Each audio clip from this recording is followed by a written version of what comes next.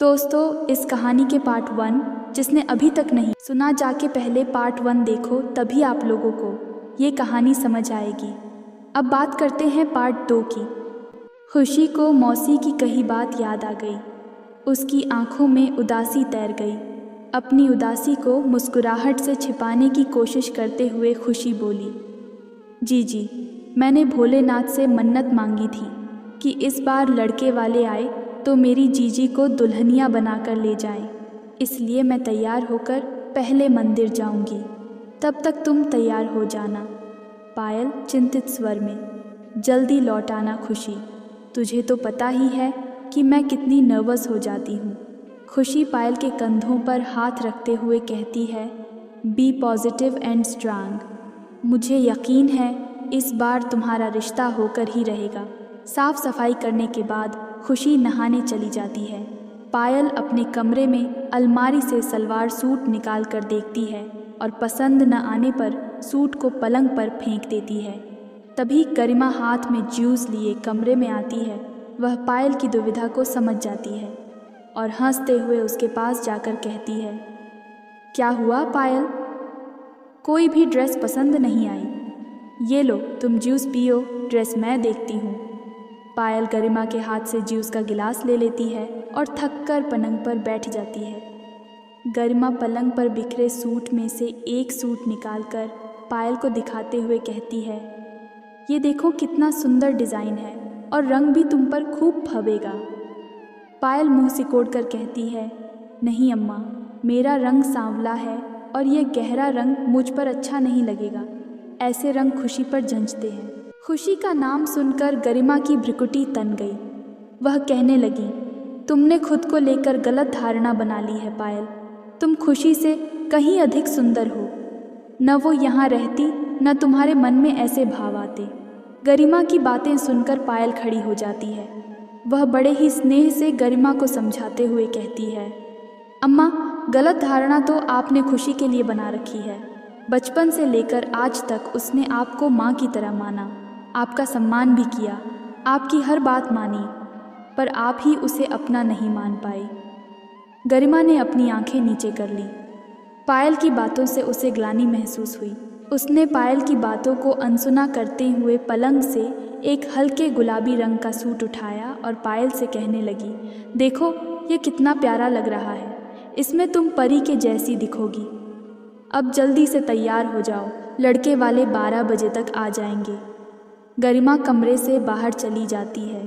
पायल गरिमा को जाते हुए देखती है, फिर कमरे में रखी स्टडी टेबल पर रखी हुई भोलेनाथ की प्रतिमा को देखकर मन ही मन उनसे विनती करती है, हे शिव जी, अम्मा के मन में खुशी के लिए जितनी भी नफरत भरी हुई है उसे प्यार में बदल देना।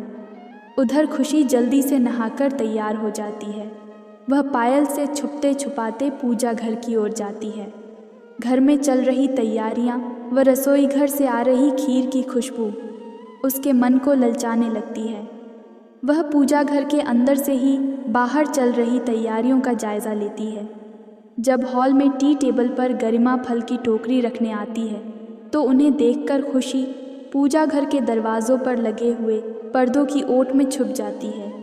तभी उसके मन में बिजली की भांति एक विचार आता है, जिससे उसका चेहरा चमक उठता है। अपने दाहिने हाथ की तर्जनी अंगुली को दांतों के बीच रखकर वह विचार को मूर्त रूप देने के लिए योजना बनाने लगती है। वह खुद से ही बड़बड़ाते हुए कहती है, ये ज़बरदस्त आइडिया है।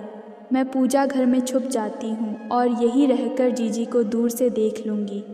वह खुद को अपनी योजना में सफल पाती है और आंख बंद करके हाथ जोड़ते हुए कहती है, थैंक यू भोले बाबा, इतना अच्छा उपाय सुझाने के लिए। वह आंख खोलकर देखती है तो सामने गरिमा को देखकर चौंक जाती है। गरिमा खुशी से कहती है, तुम अब तक यहीं हो? खुशी हड़बड़ी में पूजा की थाली उठाकर कहती है, मौसी, मैं बस जा ही रही थी। वह जाने लगती है।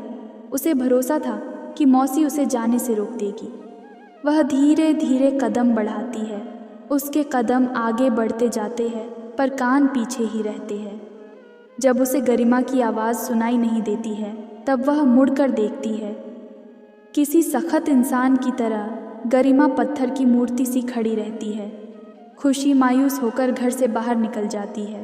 रास्ते में उसे अपनी दोस्त मिलती है जो कि एक गाय थी जिसका एक पैर टूटा हुआ था। खुशी की गाय के प्रति गहरी संवेदना थी।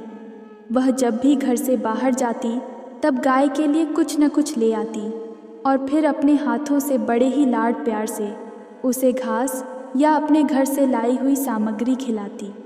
गाय का नाम खुशी ने गंगू रखा था। गाय के अलावा खुशी के कई अन्य दोस्त भी थे, जैसे शिव मंदिर के प्रांगण में अकेला खड़ा पीपल का पेड़ हरी, पान की गुमटी के आसपास रहने वाला कुत्ता टिंकू, घर की छत पर आने वाली गिलहरियाँ, उपवनों के फूलों पर मंडराती तितलियाँ आदि सभी से खुशी की घनिष्ठ मित्रता थी। सबके नामकरण खुशी ही करती और सभी खुशी द्वारा उन्हीं नामों से पुकारे जाने पर खुशी की ओर चुंबक की तरह खींचे चले आते। जानवरों से खुशी के लगाव को देखकर भी गरिमा खींच जाया करती थी, इसलिए खुशी गुपचुप तरीके से ही अपने अजीज़ दोस्तों से मिलती थी। आज खुशी का मन बहुत अधिक खिन्न था, जिसके कारण उसे सामने से आती गंगू दिखाई तो दी, पर खुशी ने रोज़ की तरह गंगू से चर्चा नहीं की। वह तो बस किसी सम्मोहित कर दिए इंसान की तरह शिव मंदिर की तरफ अपने कदमों को तेज़ गति से बढ़ाते हुए चली जा रही थी। कुछ ही देर में वह शिव मंदिर पहुंच जाती है। मंदिर के प्रांगण में आज रोज़ाना के मुकाबले कम भीड़ थी। खुशी पीपल के पास चली जाती है। पेड़ के चारों ओर चबूतरा बना हुआ था। पूजा की थाली चबूतरे पर रखकर खुशी गर्दन उठाए पीपल के पेड़ से बातचीत करने लगती है। वह अपनी पीड़ा पीपल के साथ साझा करती है। वह पीपल को बताती है कि बिना किसी गलती के कैसे उसे घर से बाहर जाने का कह दिया गया।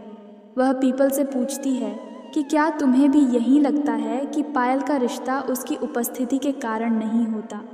पीपल बिल्कुल शांत खड़ा रहता है, मानो हवा भी खुशी की पीड़ा को महसूस करके रुक गई, जिसके कारण पीपल के सभी पत्ते शांत हो गए। जैसे पीपल गंभीरता से खुशी की बातों को सुन रहा हो और उसे सांत्वना दे रहा हो। अपनी आप बीती सुना देने पर खुशी का मन हल्का हो जाता है। वह सामान्य हो जाती है और मुस्कुराकर पीपल से कहती है, पता है हरी, जीजी कह रही थी कि हम दोनों हमेशा साथ रहेंगे। क्या सच में यह संभव है? क्या सच में आज लड़के का भाई भी साथ आया होगा? अगर आया होगा भी तो मुझसे कैसे मिलेगा? खुशी पीपल के पेड़ से बात कर रही होती है, तभी एक कार तेज़ रफ्तार से उसके नज़दीक से गुजरती है। कार की रफ्तार आंधी की तरह ही थी, जिसके साथ खुशी का दुपट्टा भी चला गया। अचानक से हुई इस घटना के कारण खुशी हतप्रभ रह गई। उसे लगा किसी मनछले लड़के ने उसके साथ शरारत की और उसका दुपट्टा खींच लिया। गुस्से से खुशी का चेहरा लाल हो गया। वह कार की दिशा की तरफ तेज़ी से आगे बढ़ने लगी। कार खुशी को शिव मंदिर के ठीक सामने खड़ी हुई दिखी।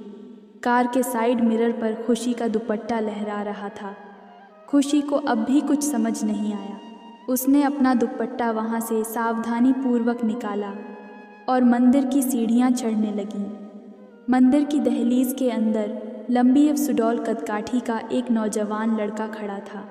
उसके पहनावे से लग रहा था कि वह कोई अमीर बिजनेसमैन है। उसने मंदिर के अंदर भी जूते पहने हुए थे, जिसे देखकर खुशी का पारा चढ़ गया। उसने आप देखा न ताव वह लड़के को झिड़कते हुए बोली, ऐ मिस्टर, होंगे आप कहीं के नवाबजादे? यहाँ तो सिर्फ हमारे भोलेनाथ की ही हुकूमत चलती है। मंदिर में पहली बार आए हो क्या?